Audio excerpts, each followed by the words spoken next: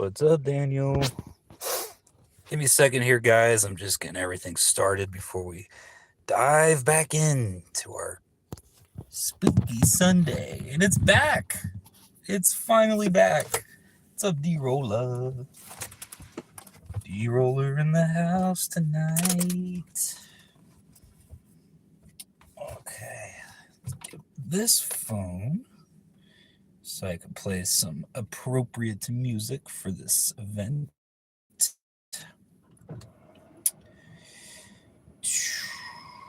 On.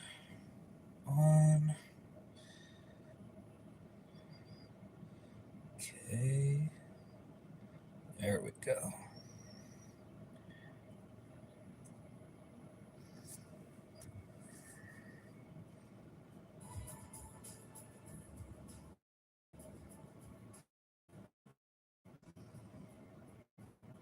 I tried to tell you.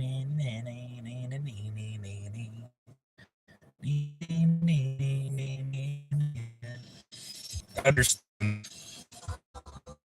How you doing tonight, Wayne? God, fucking internet. I was having trouble with my internet. That's why I couldn't start right away. I had to fucking figure all this bullshit out. My apologies. Make that 2 dislikes. Yo, damn. Okay.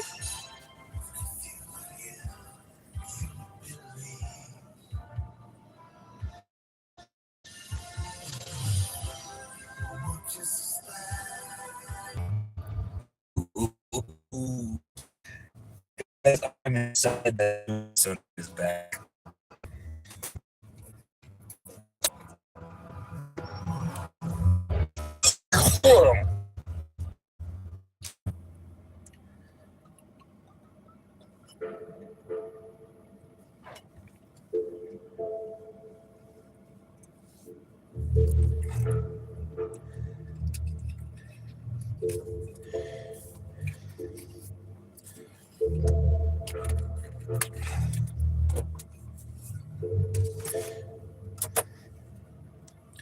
Switch hats.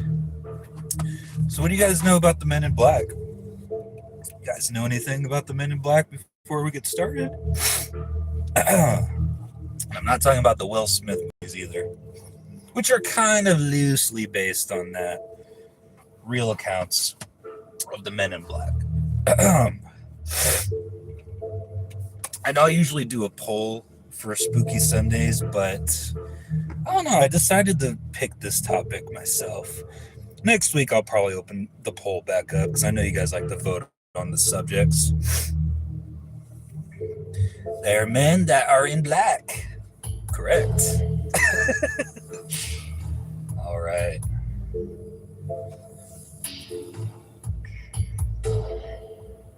Motherfucker. Hold on. No. La. Copyright. Sorry, Thompson twins.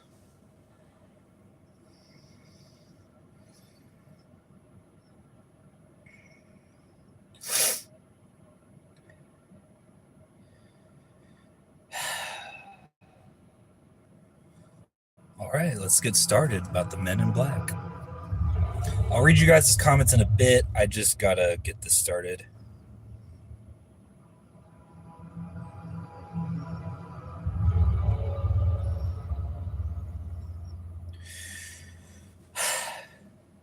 All right.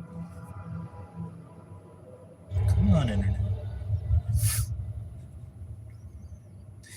All right. In popular culture and UFO conspiracy theories, the Men in Black are allegedly government agents or aliens dressed in dark suits who question, interrogate, bully, harass, and threaten unidentified flying object witnesses to keep them silent about what they have seen. The term is also frequently used to describe mysterious men working for unknown organizations. Excuse me, I'm sorry. As well as various branches of government, allegedly tasked with protecting government UFO secrets or performing other strange activities.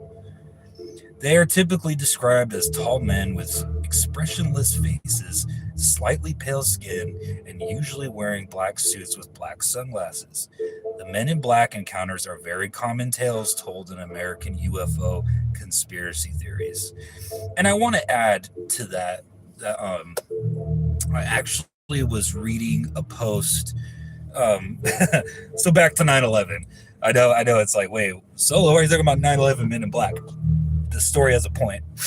Um, I was reading a post about people debating about so 9/11, the plane that went down because of the people supposedly like overtook the cockpit, and like the terrorists crashed the plane into the field in the middle of Pennsylvania. Um, I was reading a story or a comment replying to people saying, "Oh, there was no plane. They just shot the ground and said it was the plane." And a guy commented it, and he's like, "I could see that from the idea that you don't really see a lot of rubble, debris. Like it's a plausible like theory. Like people are like, whoa, I don't see any debris. Where's the plane?" But he was local to the town where the plane crashed into the field, and he said that he actually knew somebody in the town who went on the news and described what she saw. And she saw that the plane was already on fire, heading towards the ground with two fighter jets following behind it. And when it crashed, they circled around and then left. So it's more likely that that plane was shot down. Anyhow, not too long after she gave the witness statement, she was visited by who other than the Men in Black, who bullied her and harassed her into changing her story of her eyewitness testimony. And she wasn't the only one, because he said that he knew other locals that witnessed it or saw the crash or knew somebody who saw it, and they got a visit by who other than the Men in Black. So it's not just alien conspiracy theories. These people have also, beings or whatever, have also approached people that seen something that they weren't originally supposed to see.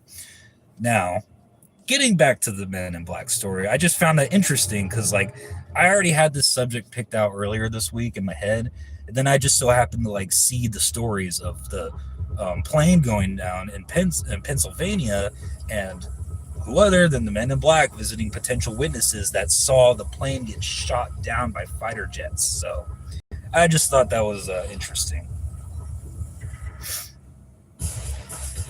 So just to get into it, just a little deep dive more, then I'll read witness testimony or people that have actually seen the Men in Black themselves. There's folklore behind it. Folklorist James R. Lewis compared accounts of Men in Black with tales of people encountering Lucifer, and speculated that they can be considered a kind of psychological trauma. But for a lot of people, the same story, that's hard to believe. UFOologists are really big into the Men in Black theory because a lot of them have actually had encounters with them. Men in Black feature prominently in UFOlogy, UFO folklore, and fan fiction. In the 50s and 60s, UFOologists adopted a conspiratorial mindset and began fearing they would be subject to organized intimidation and retaliation for discovering the truth about unidentified flying objects. Historian Aaron Golias wrote, during the 70s, 80s, and 90s, UFO conspiracy theorists would incorporate the Men in Black into their increasingly complex and paranoid visions. Keel has argued that some Men in Black encounters can be explained as entirely mundane events perpetrated through folklore. In his book, really good book, by the way, I recommend everyone read this book, The Mothman Prophecies, that came out in 1975, he describes a late night outing in 1967 where he was mistaken for a Men in Black while searching for a phone to call a tow truck. In his article, Gray Barker, interesting name, My Friend the Mythmaker, John C. Sherwood claims that in the late 1960s, at age 18, He cooperated with Gray Barker and urged him to develop a hoax, which Barker subsequently published about what Barker called the Black Men.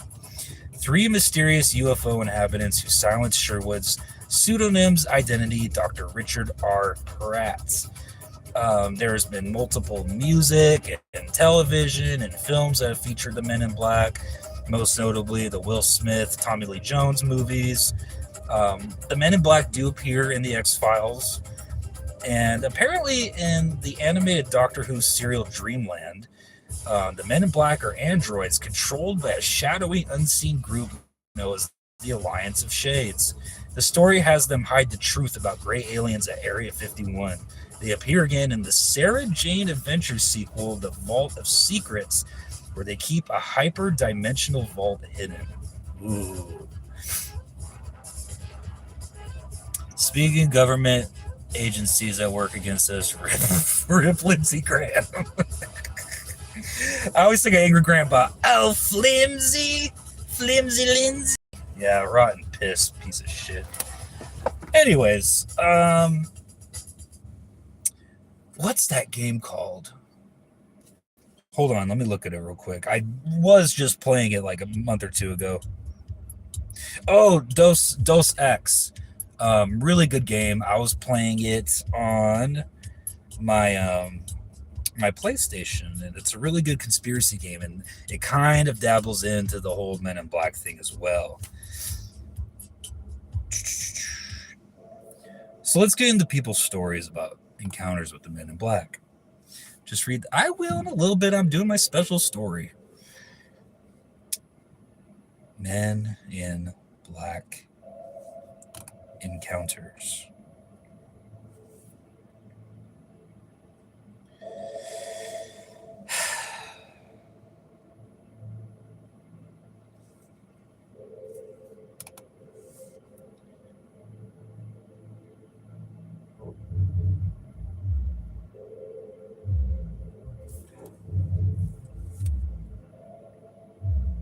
Sorry, guys. I'm just trying to find where I put the story. Okay. So, in the Men in Black subreddit, Reddit user Ancient Session 8460 has a story. My actual Men in Black story. The story takes place in 2019, and I wish I was lying. You can choose to believe me or not, but this actually happened. Back in 2019, I lived in Queens, New York, Hollis. I basically grew up there and ended up moving to Brooklyn in early 2021. Now, my neighborhood was pretty normal, and there wasn't really much that ever went on. It was pretty quiet once the sun went down. I was around 16 at the time when this took place. Now, by where I lived, there were these parking lots behind a group of short apartment buildings on either side of the street. They extended the length of the block. The lots had dumpsters where residents would throw their garbage away at, but no one ever parked back there, as large gate for cars had been broken essentially throughout my entire years of life in Queens. But the regular people's sized entrances were fine. After school, a friend and me would often play made-up games back there using our imagination. I know, corny for someone who was 16 at the time, but bear with me. We'd make up games based on whatever was cool or just from scratch. I think we were playing a game about JoJo's Bizarre Adventure at the time the story took place. We would often play till it got dark, and it was around the fall time. I remember just playing our game and being stupid and having fun. Then I remember it getting dark, and we played onward like we always did. Now, it must have been around 8 or 9 p.m., but my friend and I remember stopping in our tracks and looking into the sky because something had caught our eyes. In the sky was dark, and we saw flashes of orange lightning, but the lightning was making these weird shapes in the sky as if it was a form of writing. There was no thunder, just the lightning. This is where things get weird. Before we could really form our thoughts, we heard footsteps approaching. And at one of the entrances of the back lot, specifically where people had access to the dumpsters, we saw 3 men walking our way. To describe them, 2 of the men were incredibly ripped, like the type of ripped you don't just normally see. akin to a bodybuilder in their prime. They were also pretty tall and Caucasian. They wore pretty tight compression shirts, I want to say, and military like pants and boots. They also had buzz cuts and badges around their necks. They didn't look like cops at all, and most definitely not FBI. It was so dark that I couldn't even read their badges. The third man stood a little further back than the other two and was shorter and was a bit on the heavier side. He was also Caucasian and wore a hoodie, shorts, and regular Chuck Taylor high tops. Odd choice. He also had the same badge around his neck, but what was also notable was that he had a bowl cut and a beard, and the other two were clean shaven.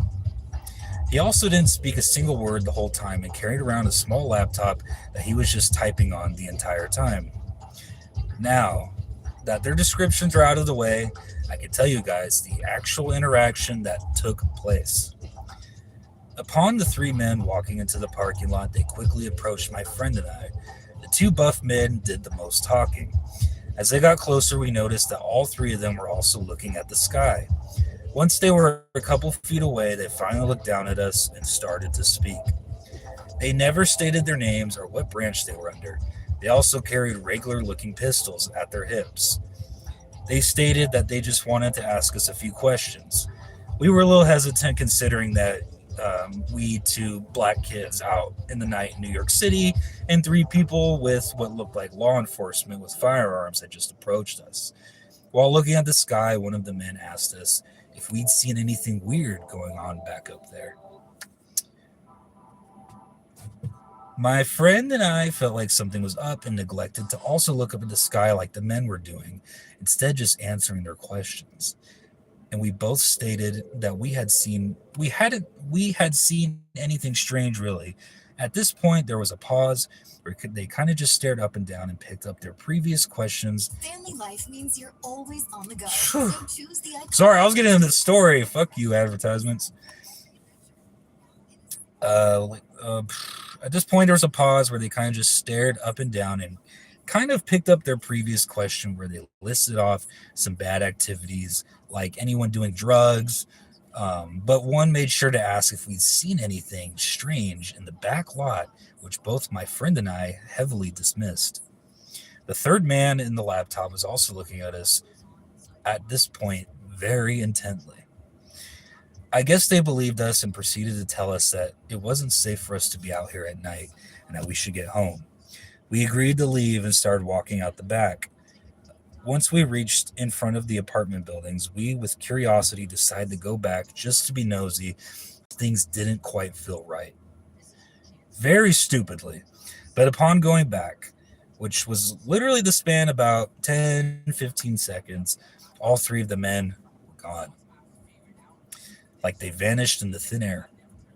We were in disbelief. We knew every entrance and exit in the back lot. We were there every single day. We ran the entire length of the lot and just to make sure that the sidewalks didn't have anybody, but the men were nowhere to be found. No vehicle, no men, just gone. My friend and I, who I'm still close with to this day, talk about this event often. I think about it very often. I never really knew where or read that backwards. I never really knew where to or how to share this story. I'm relatively new to Reddit, but it's something I've kind of been holding in for a minute. Those shapes the lightning made. Those shapes, sorry, their grammar's a little bit bad. Those shapes the lightning had made still feel kind of imprinted in my mind. But that's my story. You could ask questions or whatever, and I'll try my best to answer.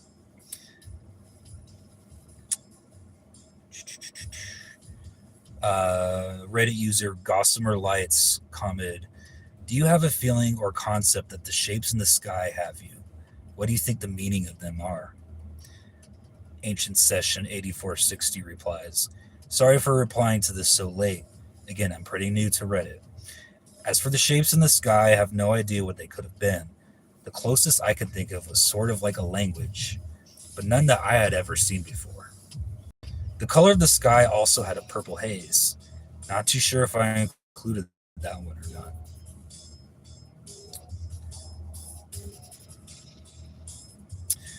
Deleted Reddit user made a deleted comment, but I'll do the original poster's reply to it because he kind of goes into detail about some stuff. So he says, I want to say one weird thing did happen, but I feel the two incidents are completely unrelated. This must have happened around the same time as the story above. A few months before the story above, I know what I'm about to tell you happened in the fall of 2018, and I was in my 10th grade year of high school. I was home one night like normal, winding down, had school the next day. Suddenly, I got a phone call from an unknown number. I don't normally answer these kind of calls, but I just did that night. I was expecting your stereotypical scammer or bot, but to my surprise, the voice sounded like a girl that was around my age, and she immediately started telling me not to hang up and claimed she was a time traveler from the future. I know it sounds as crazy as it looks. At first, I started giggling and decided to go along with the stupidity. She said my name, which thought though wasn't uncommon as most scam calls already have people's name. To some extent, she claimed to be around the same age as me and told me I would meet her the following year. At that point, she was just yapping really, but then she went on to say my name, a few other classmates that had contacts of, but weren't super close by any means necessary.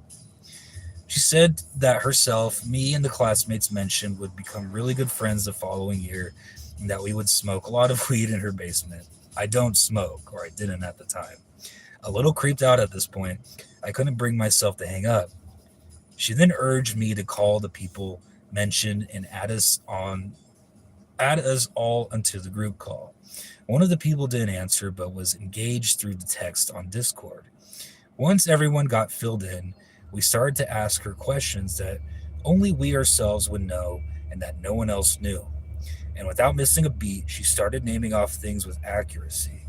For the sake of other people's privacy, I won't disclose what she said about them, but she made mention of my sister being really ill, which was something that I hadn't told anybody.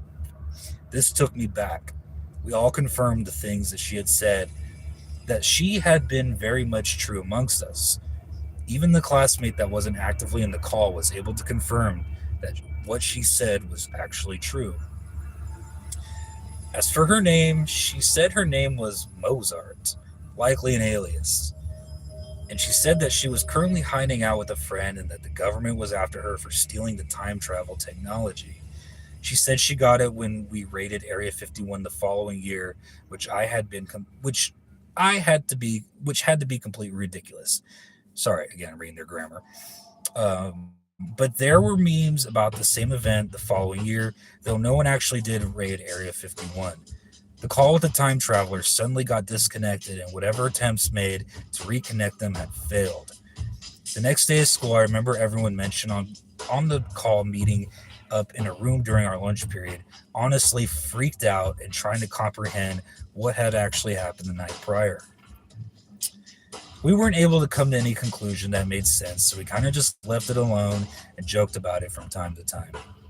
I was paranoid for a while after that, but the whole encounter pretty much faded from my mind. But this is where things get really weird. On August 11th of 2023, while hanging out late at night with two of my closest friends in one of their cars, one of whom was there for the initial time traveler story, we decided to share our stories of any weird or supernatural encounters we had in life. Naturally, I end up telling the Men in Black story as well as the time traveler story that my other friend was able to confirm was true as we were both witnesses to the call. My friend is hearing this for the first time and is naturally freaked out. But eventually we chalk it up to just being a really weird encounter and nothing more since so much time had passed since then. The night grows later and we decide to head back home. I'm first to get dropped off, so my friends drive back to my house. As we pull in front of my house and I'm ready to leave, I get a phone notification. And it's a text message that reads, Hello, oh, since you want to talk about me to your friends so bad, here you go. The entire car was silent. I excluded my name and the star represents my license plate number. We all sat there really confused, but I was actually terrified. I looked at my dimly lit driveway and knew that I didn't want to do the walk in and go inside. So, with fear pumping through my heart, I opted to stay at my friend's house that night that offered to drive, who was also the one who had heard the time traveler story before. As for the other friend, he decided to just go home but was completely freaked out. I ultimately did respond to the message but got no response in return. I will try to provide a picture. But beyond this and the other story, these are the only real supernatural and bizarre things that happen to me. Again, don't be afraid to ask me questions. They follow up with, I apparently can't post a picture. If there's a way that you could tell me, I really don't use this app that much. I'm assuming this deleted user responded. Um, Let me see if they uploaded the picture.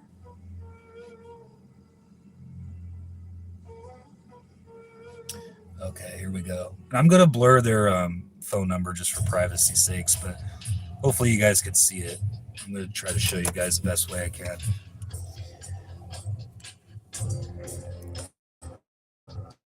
So I'm covering their number and blur about me to your friends so bad. Here you go. Is this from all those years ago? Please, I need to know. Who are you? Oop. Damn. Like, I'm not even mad. I'm just curious. I would be pretty pissed. I'm not gonna lie. That's freaking crazy. I didn't expect that kind of response, but that was interesting. I thought they were just going to go into more detail about the Men in Black encounter. It's kind of crazy because it seems like they're being watched in a weird sort of way. Spooky time, bros. Hell yeah. How much longer? Just enjoy the episode, Skept. Why do aliens travel thousands of light years to probe people's buttholes? I don't know, but I know in Destroy Humans you do that so their heads explode, you can collect their DNA. As for the poll, have you ever seen interviews with John Kirikou? I don't think so, no. If you're still here, let me know what that's about. Can you say I got the Gucci leather bag, never come with any labels? Okay. And there actually was, I remember on YouTube years ago, I don't remember if it was like Chilling Scares or Mr. Nightmare. They did like a video, like one of those kind of YouTubers. They did a video about the Men in Black. And like there was this one story where they actually got on like camera footage, like I think it was like in the lobby of a hotel or something, of like these two Men in Black figures walking in. It's fucking creepy. But I'm going to try to find the story right now about it because I really do want to cover that one as well. I'll probably have to go on YouTube and find the clip and then trace back the story, but give me a second here.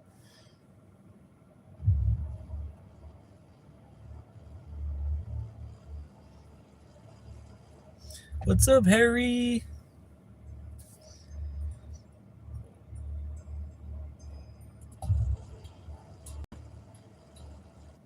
Okay.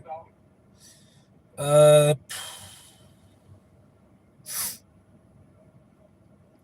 the link is broken. Okay. The original source of this video is from the Aerial Phenomenon Investigations team in Minnesota. For complete details about this incident, contact on Antonio Paris from API. Quote from the video source. I work with the Aerial Phenomenon Investigations team based in Minnesota. One recent UFO investigation yielded actual footage of Men in Black over the person these Men in Black came for. M. Bernhardt. We do not own this footage. We have done our best to clear up the footage to bring up the best quality possible. This is merely for archive purposes. All right, I'm going to show you guys the security footage. If anyone else is drinking, cheers. And this is creepy footage, by the way. The fact that we even have footage of these people is crazy enough. All right, has some audio to it, so let's dive in. I'll try to show it the best way I can with this fucking. One of my bellmen approached me, and he kind of had a weird look on his face, and he said to me, can we go in your office and talk? I brought him into my office, and he says, something really weird happened here yesterday, and you weren't here. He said, there's a couple guys in here looking for you. And I said, couple guys? What do you mean? And he said, well, there they are. This is really hard for me to say. He said, but there's a couple really strange-looking men that work here. And they kind of freaked everybody out, and they were asking questions about you. And, of course, now I'm getting a little bit nervous, and I'm like, what are you talking about? And he said, well, he goes, I don't know how to describe them except for extremely odd-looking. They were really, really tall. He said, and they were identical height. They were the exact same height. They were wearing the exact same clothes, and they had the exact same faces, like they were twins. And he said they were wearing black suits, black trench coats. They were wearing like the old-fashioned Federo hats. They had extremely, extremely pale skin. And he said they came in and they looked around a little bit and they asked for you. And I said, I'm sorry, he's actually not working today. And it seemed like they didn't believe me. So they started to walk around the hotel, and shortly after they went to the tour desk, and he goes, I got busy. I started to have to bring cars around and get luggage. And by the time I came back, they were gone. But he goes, they freaked me out, and I really wanted to tell you that there were these weird guys in here looking for you. So, of course, now I'm a little bit skeptical and a little bit freaked out all at the same time. So the first thing I do is I run into my security office, because I know how to work the security system, and I rewound the cameras, and sure enough, here comes two gentlemen through the front door looking exactly how he described. Then the next day, I was talking with my tour desk, and one of them asked to talk to me. She came in my office, the same as my bellman, and she said, I need to tell you about something that happened. I heard that you heard that there were some men looking for you. And I said, yes. And she said, they asked a few questions about you, and they said strange things that I didn't understand. And they were talking about governments and conspiracies, and none of it made any sense to me. But she goes, they were very, very scary. And I said, well, why were they scary? And she said, they had no facial hair, none. She said they had no eyebrows, no eyelashes, nothing. Their hair looked like they had a wig on, like it was attached to their hat, like it wasn't even real. And she said, and the scariest thing, their eyes were so big and so blue that they almost hypnotized me a little bit. And she goes, and you're going to think I'm crazy when I tell you this, but I swear they knew what I was thinking. I swear. And I don't think I'm crazy, but I don't even know how they could do it, and I don't know why I'm even telling you this. She goes, so I started to think about things other than you, and I don't even know if it worked. And she started to cry, and she said one more thing before she left. She said, these men, they didn't blink. Not once did I see them blink. That is freaky. If I ever had an encounter with the Men in Black, I couldn't tell you how I would react. It'd probably be the same way, like nervous, like, ooh. And it's weird because when most people describe their initial encounters with the Men in Black, it's never anything normal. It's not like, oh, like two guys who just work for the government are questioning, just like a police report. They're always weird and creepy and alien-like. So that's where that theory comes about, where the Men in Black are actually the aliens themselves coming to cover up the witnesses.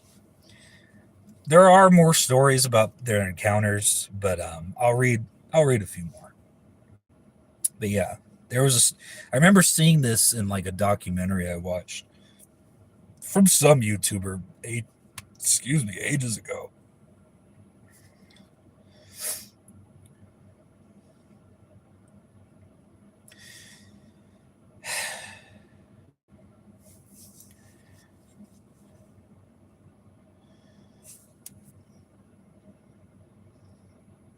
Oh, this is like an old website detailing Men in Black encounters.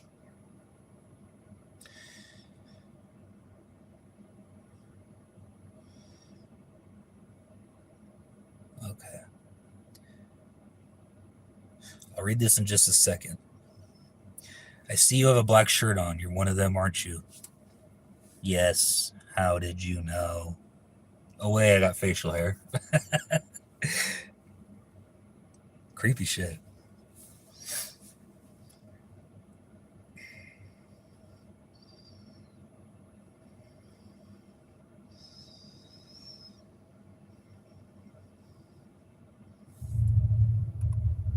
All right, give me a second. I'll be right back, guys. Ow!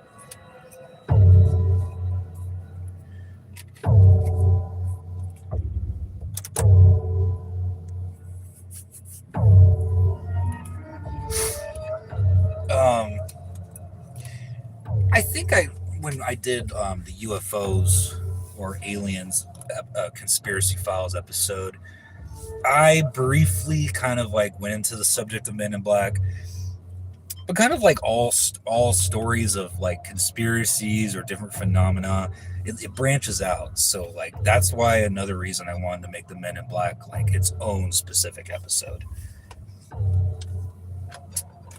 Let's see if I can find some good stories.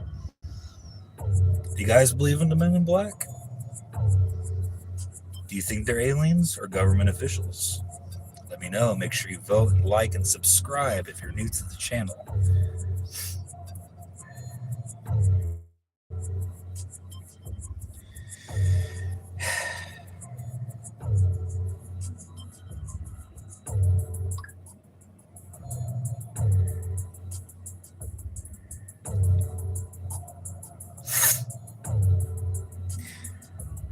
Tracing early reports of the Men in Black. The story begins June 27th, 1947 in Puget Sound near Washington's Maury Island. You're not the father. I'm just kidding. Harbor Patrolman Harold Dahl claimed he was on a conservation mission with his son Charles when 6 donut-shaped objects appeared hovering approximately half a mile above their boat. According to Dahl, one object malfunctioned, raining metallic debris that struck his son's arm and killed their dog. Dahl reportedly took photographs of the said strange crafts. I'd like to see the picture if it exists. The following morning, Dahl experienced what would become the prototype for countless Men in Black encounters. A man in a black suit approached him at a local diner.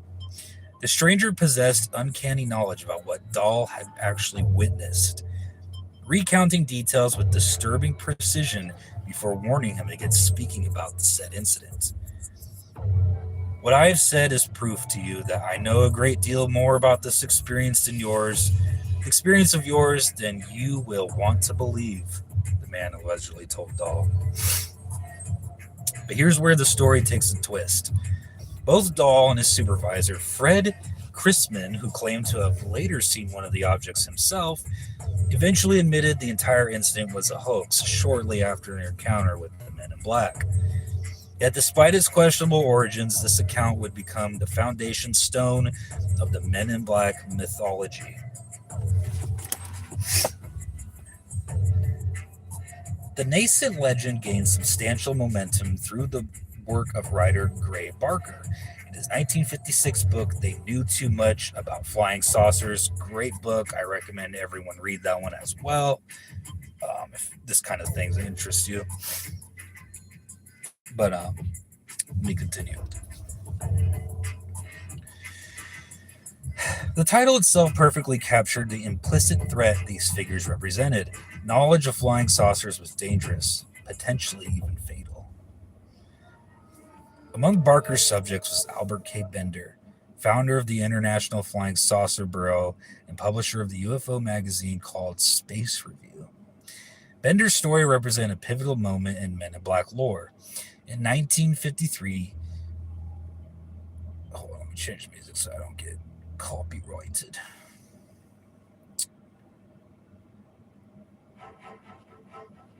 That's not it.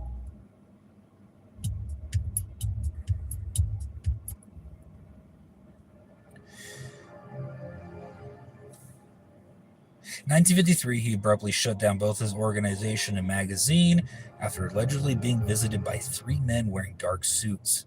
Barker described these visitors as 3 men in black suits with threatening expressions on their faces. 3 men who walk in on you and make certain demands. 3 men who know that you know what the saucers really are. By 1962, when Bender published his own account titled Flying Saucers and 3 Men, the narrative have evolved dramatically. His description now portrayed entities with supernatural abilities that floated about a foot off the floor, with eyes that suddenly lit up like flashing bulbs. Bender claimed these beings were monsters from the planet called Kashyyyk. But even Barker privately questioned whether Bender's account was simply a dream or reality. Nevertheless, the transformation from potentially mundane government agents to otherworldly entities was complete, setting the stage for increasingly bizarre Men in Black reports coming within the decades. What had begun as possibly fabricated encounter had morphed into a complex mythology that transcended simple explanation. This pattern, where seemingly ordinary government agents transform into something far stranger, would repeat throughout the history of Men in Black encounters, reflecting our collective uncertainty about whether the threat to UFO witnesses comes from earthly or cosmic forces. Despite their murky origins, reports of Men in Black encounters display remarkable consistency across decades and geographical boundaries. Witnesses frequently describe the figure's appearance mimics human form while somehow missing the mark in subtly disturbing ways. The standard uniform rarely varies. Immaculate black suits, often described as looking outdated or unusually crisp and clean. White shirts, narrow black ties, and sometimes fedoras, like the video that we had just watched, or Homburg-style hats.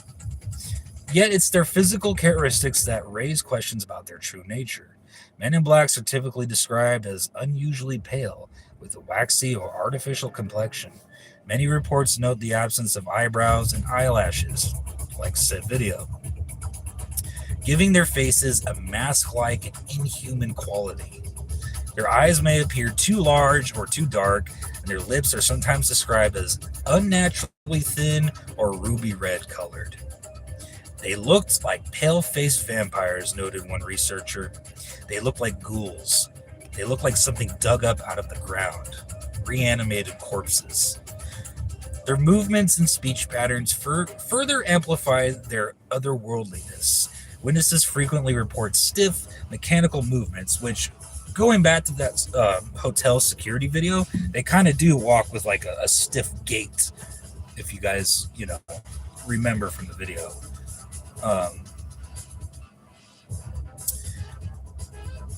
As if the Men in Blacks are familiar with human locomotion. Their speech is typically described as monotone, robotic, and lacking natural cadence or emotion. Some reports even suggest telepathic communication rather than unspoken words, like the witness at the hotel. The behavioral pattern of these entities follows a strikingly consistent script. They appear shortly after a UFO sighting, sometimes within hours or minutes, suggesting an elaborate monitoring system or extraordinary knowledge. They arrive in groups of 2 or 3, typically 2, often in pristine black vehicles, typically described as high-end sedans like Cadillacs or Lincolns that sometimes vanish mysteriously as they had appeared. The 1967 Robert Richardson case exemplifies their intimidation tactics. Richardson claimed he collided with a UFO while driving in Toledo, Ohio, and collected a small piece of metal from the site. A week later, 2 men in black suits arrived at his door requesting the metal fragment that he had collected. When Richardson explained that he had turned it over for analysis, they issued a chilling threat.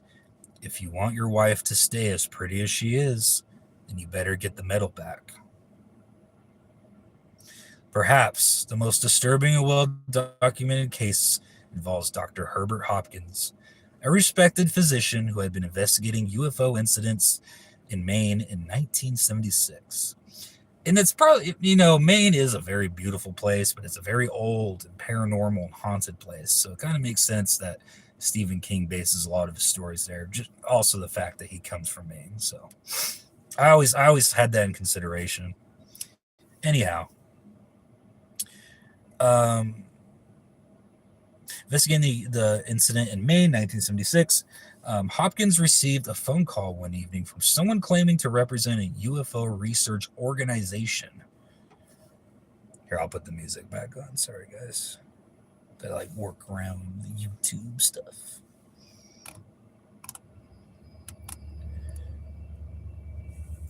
Okay. Received a phone call one evening from someone claiming to represent a UFO research organization, asking if Hopkins was alone and could discuss his work. Hopkins agreed, and almost immediately after hanging up, there was a knock at his door. Standing there was a man whose appearance haunted Hopkins for years. Completely bald, with no eyebrows or eyelashes, paper white skin, and bright red lips. His black suit appeared brand new, clean, brand new, pristine. This is a good story to drink to. Thank you, Wayne. I try to keep it interesting. Suit appeared brand new, crisp. During their conversation, the man performed what seemed like impossible magic, instructing Hopkins to take a coin from his pocket, which then appeared to transform color before dematerializing completely. Ooh, that's creepy. The stranger then ominously connected the vanishing act to the death of Barney Hill. And we covered Barney Hill, Betty and Barney Hill, during our UFO episode. Famous alleged alien abductee, stating, Barney Hill died because he did not have a heart, just as you no longer have a coin. Ooh, creepy. Visitor ordered Hopkins to destroy all of his UFO research, which the terrified doctor promptly did, unfortunately, but I could see why, obviously.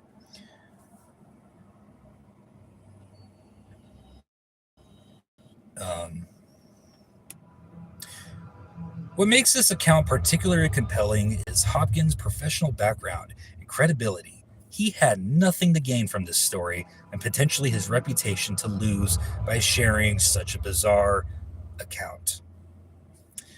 These encounters leave witnesses with more than just warnings. Many report physical symptoms, including disorientation, which kind of was covered in that video, nausea, headaches, and electronics malfunctioning in their homes for days afterwards, as if the men in black had planted the disruption.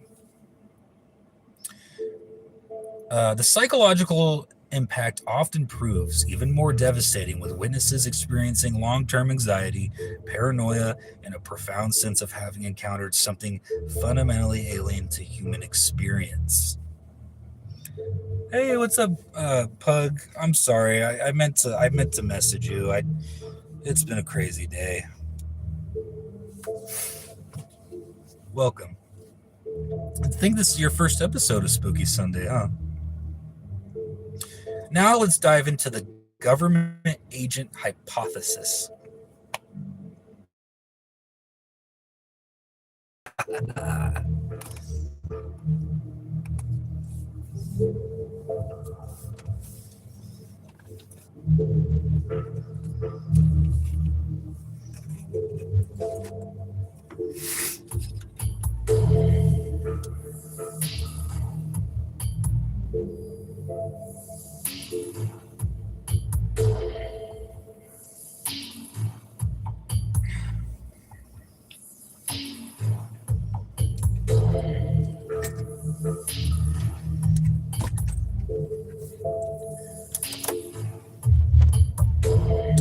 let's get back into it.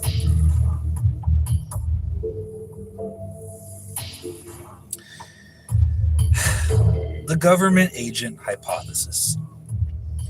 The government agent hypothesis proposed that Men in Blacks are operatives from a covert government agency tasked with suppressing public knowledge about UFOs. The X-Files, which is one of the greatest shows ever made, other than Twilight Zone, in my opinion, kind of briefly has that explanation for the Men in Black. But let's dive into it a little bit. This theory draws strength from historical evidence of government concern about UFO reports. A declassified document from 1979 reveals that the U.S. Air Force was indeed worried about individuals impersonating military officers to question UFO witnesses, suggesting that someone was conducting unofficial investigations, which also tie into a shadow government conspiracy, while saying, hey, maybe it's the aliens themselves that are covering up the story.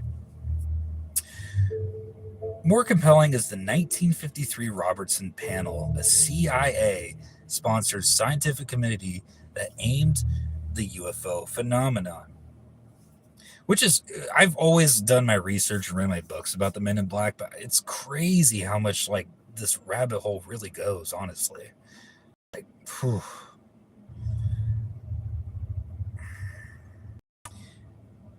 While the panel concluded UFOs weren't a direct threat to national security, they expressed concern about their indirect threat, specifically that public fascination could overwhelm military communication channels and create vulnerability to psychological warfare by said enemies. The panel recommended using mass media, including Walt Disney Productions, to reduce public interest in the subject through education or dismissal of the phenomenon. Now that is creepy, because if you think about it, when the whole UFO thing was really big in like the 50s and 60s and all that, that was like the peak of Disney, like their films, their propaganda, I guess you could say. Really interesting stuff. I'm glad they included that as part of like why, you know, and media was easily controlled. You know, there wasn't the internet, there wasn't message boards. We weren't as well connected as we are now, obviously. So media was able to be manipulated and controlled a lot easier. You know, you only had like one news station, one weather channel, one this, one that, 4 channels, boom. I'm glad they brought that up. The debunking aim would result in a reduction in public interest in flying saucers, stated the report, adding that this education could be accomplished by mass media such as television, motion pictures, and popular articles. This documented strategy of using media influence to shape public perception of UFOs aligns perfectly with the Men in Black narrative of information control. However, it fails to explain the most bizarre aspects of reported encounters, the strange physical appearance, the impossible abilities, and otherworldly quality many witnesses have described upon meeting them. What's up, algorithm? That's interesting. I thought about doing a conspiracy files about psychics and time travelers. Interesting stuff.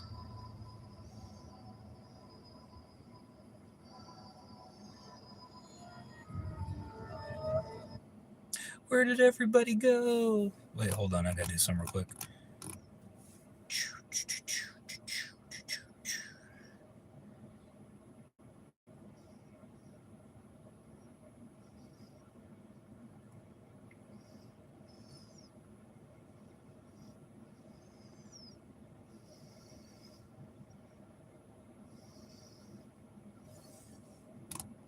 Let's get back to it. So let's get into the extraterrestrial hypothesis. The extraterrestrial hypothesis suggests the Men in Blacks are themselves alien, perhaps monitoring human awareness of their presence. Their odd appearance and behavior could represent beings not entirely comfortable in human form, shapeshifters struggling to maintain a convincing disguise. This would explain the reported awkwardness with everyday objects, like Dr. Hopkins' coin or the infamous Jello drinker case where an alleged Men in Black didn't know how to eat Jello. That's interesting. There's stilted speech patterns and there's sometimes outdated attire, as if copying human appearance from limited reference materials. So kind of like how, like, if we wanted to blend into like an alien society, we would, like in movies or shows, we put on like a hastily made up costume, or, you know, like the Little Rascals movie when they want to be an adult, so like they stack the two kids and wear like a suit with a beard and a hat. Think of something like that. Like they do it. They're not perfect with their disguises. There are some slips, and that also ties into the uncanny valley instinct, where humans actually had threats some time ago that instinctually are in our subconscious, to where if something doesn't quite look human, it doesn't look right, and we feel scared and we perceive it as a threat. So that's why we're able to be like, whoa, dude, you do not look like a human. That motherfucker is not real. Let's continue. Damn, refresh the page. Give me a sec.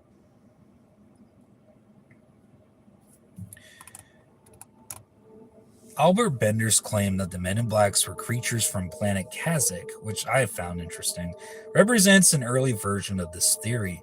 Critics argue that if advanced aliens wanted to remain hidden, they would surely develop better disguises, thought the same thing, through proponents that encountered that their imperfections might be intentional. Ooh, creating psychological trauma that discredits witnesses through the sheer absurdity of their claims. Good counter argument with that. Continuing. This is actually really chilling. Like, ooh, this creeps me the fuck out.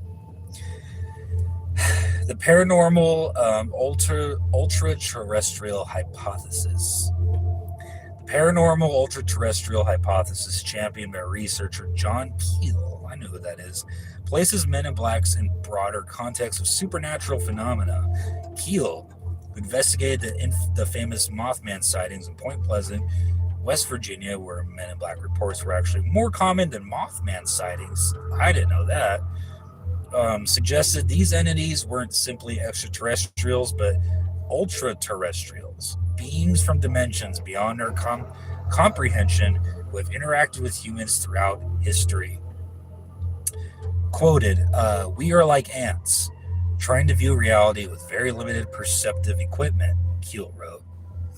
"We are biochemical robots helplessly controlled by forces that can scramble our brains, destroy our memories, and use us in any way they see fit. They have been doing it to us forever." This perspective connects Men in Blacks to folkloric traditions of mysterious, intimidating figures like Spring-Heeled Jack in Victoria, England, described as wearing black with glowing red eyes, or even earlier accounts of demonic visitors. Their purpose, in this view, might transcend simple information suppression. They could be trickster entities feeding on human fear or confusion. Tying into the folklore aspect, we talked a little bit about it, but the folklore and psychological hypothesis. Finally, the folklore and psychological hypothesis proposes that Men in Blacks represent a modern mythological response to extraordinary experiences. When someone witnesses something that defies conventional explanation, their mind naturally seeks to create narrative coherence, often drawing on cultural references and archetypal imagery. The frightening encounter with authority figures warning against sharing forbidden knowledge mirrors ancient taboo stories across cultures. The game of telephone effect, where stories morph and acquire details with each retelling, could explain how the initial and admittedly hoaxed accounts of Harold Dahl evolved into increasingly bizarre narratives.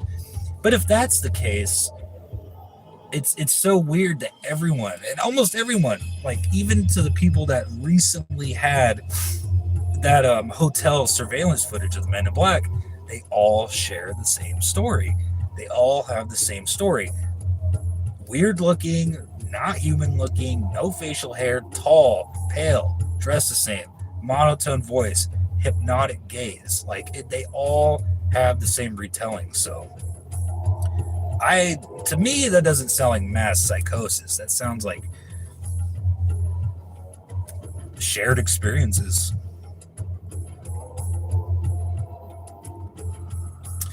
This perspective doesn't necessarily dismiss all Men in Black accounts as imaginary, but frames them within the context of human psychology and narrative making. Sorry, all this talking. I gotta drink some water.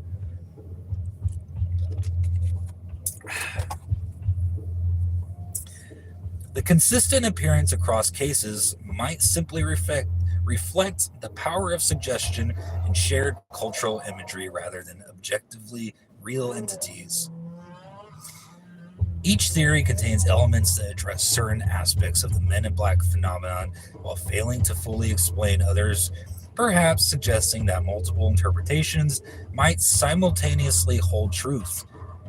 The government agent hypothesis explains the intimidation tactics, but not paranormal elements. The extraterrestrial hypothesis addresses the bizarre characteristics, but raises questions about the motive. The ultra-terrestrial view connects modern accounts to historical patterns, but remains unfalsifiable. And the psychological model makes sense of the mythic qualities, but struggles with cross-cultural consistency of reports.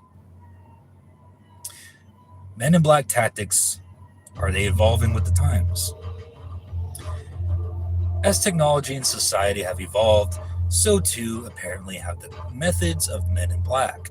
Classic Men in Black encounters featured the direct approach, the ominous knock on the door, the face-to-face intimidation, the explicit threats.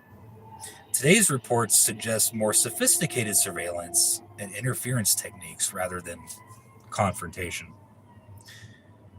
Oh, that's interesting. Hold on.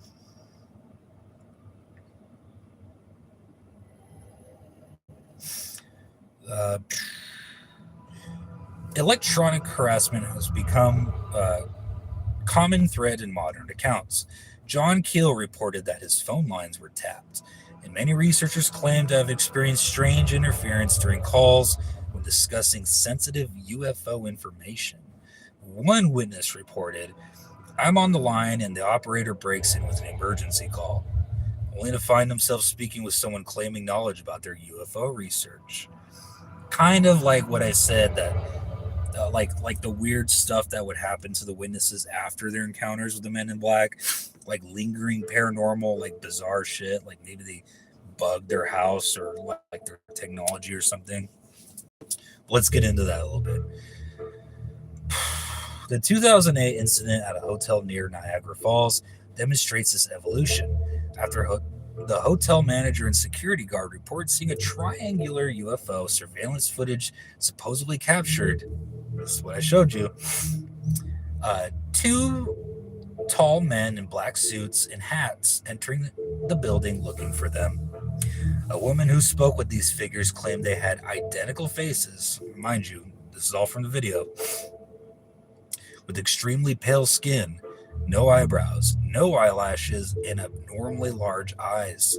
More unsettling was her sense that the men knew what she was thinking. The footage itself, while grainy and inconclusive, at least shows the two tall figures in dark clothing, though skeptics argue they could simply be businessmen or hotel guests. But explaining that away doesn't explain, management and people and eyewitnesses and employees that worked there that encounter them and have that experience with them. Let's continue. Oop.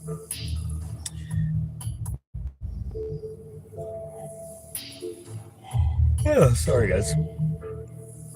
This rare visual evidence highlights the paradox of the modern era. Despite ubiquitous cameras and recording devices, documented Men in Black encounters have simply decreased rather than increased.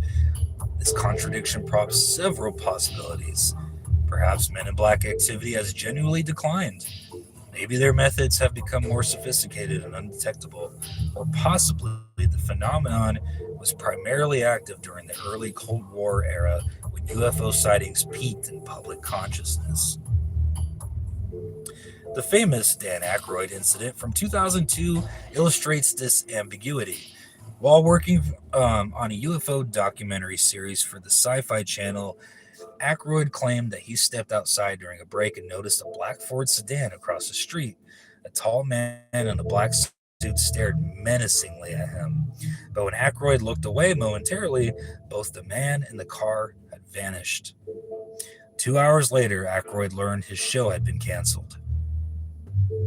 While Aykroyd believed this was a genuine Men in Black encounter, that bus in New York City, a car could have easily driven away a motive of distraction. These shows are canceled for countless reasons and related to paranormal suppression.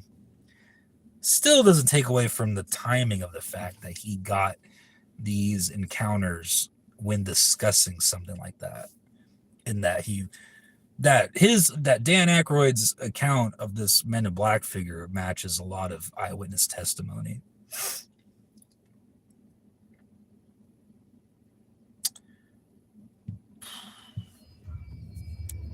Quoted, "It was very apparent these people were frightened," recalled researcher Stan Gordon about witnesses who reported Men in Black encounters in Pennsylvania during the 1970s. They had seen something that was not supposed to exist, end quote. Modern claims of technology-based intimidation extend to online harassment, shadow banning of UFO content, which I've seen in real time, and even allegations from high-profile whistleblowers like David Grush, who claim there's an ongoing campaign of intimidation and suppression against those who come forward with UAP, unidentified aerial phenomena information. While Grush hadn't specifically mentioned the Men in Black, his claims that he was shown they could touch me anytime they wanted to, echo the classic Men in Black intimidation tactics in contemporary form. Whether these modern manifestations represent an evolution of the same phenomenon or simply our cultural tendency to interpret new forms of authority and suppression through familiar mythic frameworks remains an open question today.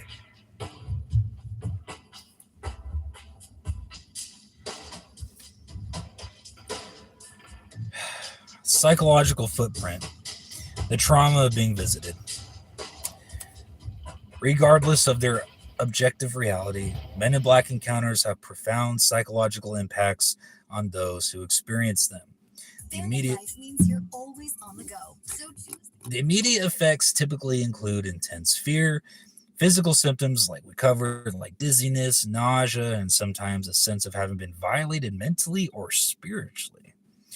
Quote, "In 10 seconds, I was overwhelmed by fear," recounted Peter Rochwitz, a professor who claimed the Men in Black approached him in a library while he was reading a UFO book, of all things. "I had a sense that this man was out of the ordinary, and that idea frightened me. I was terrified," end quote. Long-term effects often prove even more significant.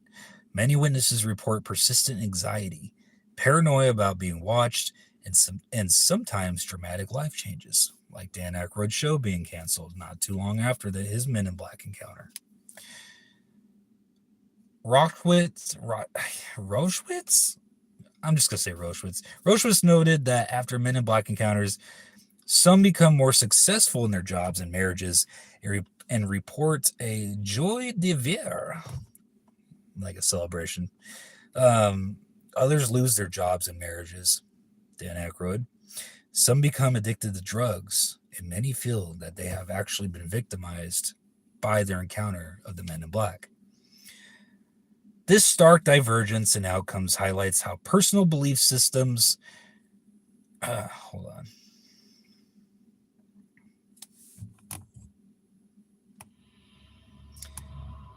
This stark divergence in outcomes highlights how personal belief systems and psychological makeup influence how individuals process these extraordinary encounters. Rockwitz, I can't pronounce it, cited a case involving a psychiatrist and her husband, a professor of education who both experienced a Men in Black encounter after witnessing a UFO. She has been all right since then, but he has not. I'm just going to say Dr. R. Dr. R explained, suggesting the psychiatrist's greater openness to spiritual or non-rational experiences provided by psychological resilience her more rationalist husband had lacked. The transformative power of these encounters has led some researchers to suggest that causing psychological distress might be a deliberate Men in Black tactic. By leaving witnesses traumatized, confused, or appearing mentally unstable, their testimonies about the original UFO sighting became easier to dismiss. This psychological warfare approach would align with both government intelligence techniques and a more esoteric notion that these entities feed on human fear or emotional distress, which also ties into the whole thing with reptilians, how they feed on negative energy and all that, if you ever research that, which I will make that a conspiracy episode later down the road, but let's continue. Interestingly, Dr. R suggested laughter as a potential defense mechanism against the Men in Black. If they ask you why you're laughing, tell them, Dr. R told me to do it. He added, when you confront evil, don't feed them your fear. Say you are not worried. Haha. This unusual recommendation hints at the possibility that the power of these entities, whether government agents, aliens, or paranormal manifestations, might be partially dependent on the witness's fear response. Makes sense. The psychological impact extends beyond individual witnesses to create ripple effects in communities and research groups. When someone shares a Men in Black encounter, it often generates fear or paranoia among others who have witnessed UFOs or who engage with UFO research. This contagious anxiety can effectively silence not just one witness, but entire networks of potential reporters, amplifying the suppressive effect, whether intentional or not. Quote, it is definitely a traumatic event that no one wants to remember, no one wants to talk about, and everyone who's experienced it wishes they could forget about it, said one researcher. And the scars never go away. They never go away.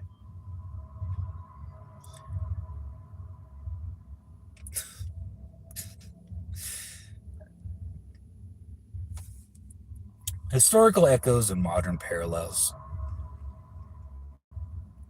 The Men in Black phenomenon, while most commonly associated with the UFO era beginning in 1947, may have deeper historical roots and broader cultural parallels than at first apparent for them.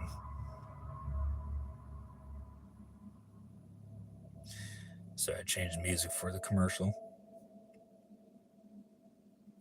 Some researchers suggest that accounts of mysterious dark-clad figures with inhuman features and threatening demeanors have appeared throughout human history, simply interpreted through the cultural frameworks of their time. And that kind of goes back to my theory about the uncanny valley, how like why people are so off-putted by these Men in Black is because instinctively, like, they're just off-putting. Like, it's like uncanny. They're human. They present as human, but there's not something right with it. In 1665, historical records from the British Isles document an incident in the village of Greater Massingham where, following reports of impossible lights in the sky, 3 pale-skinned strangers dressed in black appeared the next day, questioning villagers about what they had witnessed. When confronted by a local man, one of the strangers reportedly struck him down, not with a fist, but some sort of invisible force that made him feel as if the inside of his head was filling up with water. The strangers warned the villagers, "Speak no more of what you have witnessed in the sky," before vanishing into the woods. Despite an organized hunt with weapons and hounds, the men were I swear I heard a knocking on my window.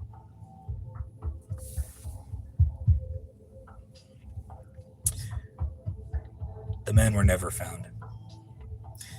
Similar accounts from the same era described pale-skinned and darkly clad men who threatened farmers after celestial events, with witnesses claiming the men disappeared into the surrounding trees, interpreted at the time as evidence that they were werewolves or other supernatural creatures. The infamous Spring-Heeled Jack, who terrorized Victorian England, was invariably described as clothed in black with glowing red eyes from behind a pale white face. Characteristics strikingly similar to modern Men in Black reports. These historical parallels suggest a potential continuity in human encounters with anomalous entities, with the interpretation shifting from supernatural demons, warlocks, and vampires to extraterrestrial or governmental as cultural frameworks had evolved. The core experienced mysterious humanoid figures with slightly off appearances, delivering warnings or threats following unexplained phenomena, remains remarkably consistent across centuries. It was me. I was outside the window. I would actually be relieved if that was you, because I don't know what the fuck that was. Oh God, what if Solo gets a visit from the Men in Black because I was talking about them?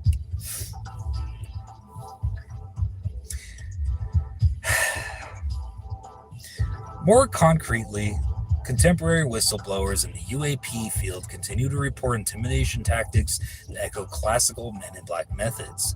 If not their distinctive appearance, David Grush's congressional testimony about campaign of intimidation against UAP whistleblowers, including threats to his family and career, follows the same pattern established in the early Men in Black accounts.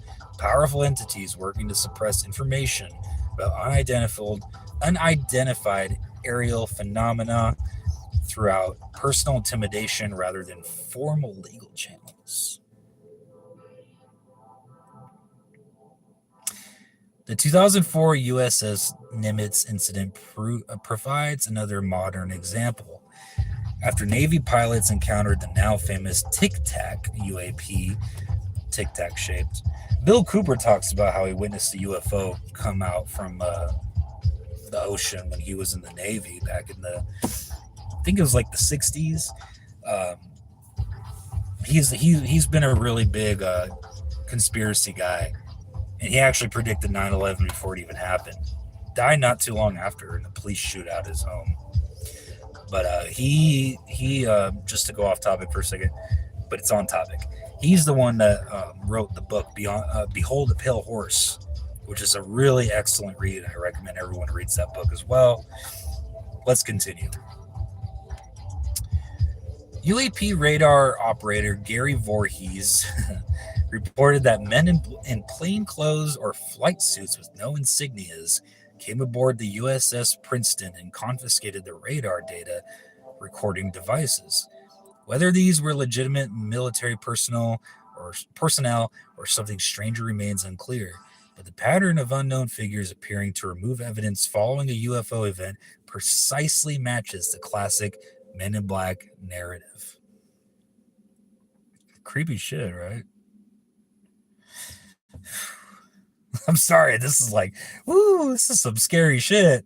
Probably one of the scary episodes that I covered. Not gonna lie.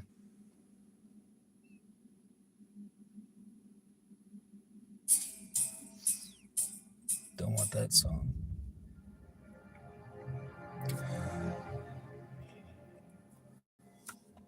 These historical echoes and modern parallels suggest that Men in Black phenomenon transcends any single explanation, like a dark mirror reflecting our deepest uncertainties about authority, outside intervention, and forbidden knowledge. These mysterious figures continue to evolve alongside human society while maintaining their essential character as guardians of cosmic secrets, whether those secrets originate from government laboratories, distant stars, or dimensions beyond our comprehension. The Men in Black are going to make you see black. Shave the beard. Okay, I had people vote like whether I should shave the beard or not. I got more people saying I should keep it. And honestly, I'd rather shave at this point. It's summer. I don't want no hair on me. But yeah, really interesting article that I was reading out to you guys. The Men in Black Encounters Real Stories and Theories from Hangar One Publishing. If you guys want to take a look after the show. Basically, I just covered the whole basis of UFO phenomenon tied with the Men in Black. And I mentioned at the beginning of this episode how people, even after witnessing the plane get shot down in Pennsylvania during 9/11, had encounters with the Men in Black. So it doesn't just transcend with, I saw weird lights or writing in the sky and aliens, and like then the Men in Black visited me. It's like a whole thing of like, you weren't supposed to see that. We're going to make sure you get your story straight. Which I thought was interesting as well. And again, all this was timed perfectly when I was going to do this episode. So keep the beard. Maybe. We'll see. But yeah, really interesting theory. Creep me the fuck out. I haven't been this unsettled with a Spooky Sunday story in a while, so it's good to be back for Spooky Sundays. But I'm about to hop off the stream, but I'll be back in like 5 to 10 minutes, and then we'll do our usual chill stream, and then I'll go to bed. But before I go, what do you guys think about the Men in Black phenomenon? Do you believe people's testimonies and stories? Well, you should, because of the... why did that light turn on? Okay, now I'm getting paranoid. But do you guys believe in the Men in Black? Do you think they're aliens? Government agencies? Who do they work for? I think the opposite way. I think he should shave, that way he looks younger. Rose seeing ghosts. Ugh. Now the light is off. It's the government. Of course I believe in them. You're funny, Wayne. But yeah, I'm going to get off in this Spooky Sunday story so it doesn't overlap with our chill time. So hang in there for about 5 to 10 minutes. I'll be right back and we'll start chill stream. Thank you guys so much for liking, voting, subscribe. Okay, more people that believe the government cover-ups. Good. It was me, my bad. That would be a better explanation than what the fuck's going on my street. But if I don't come back, the Men in Black got me. But I'll be back in 5 to 10 minutes. We'll start our chill stream. Thank you guys so much for being a part of this Sunday's Spooky Sunday Conspiracy Files. Peace out. Here comes the Men in Black.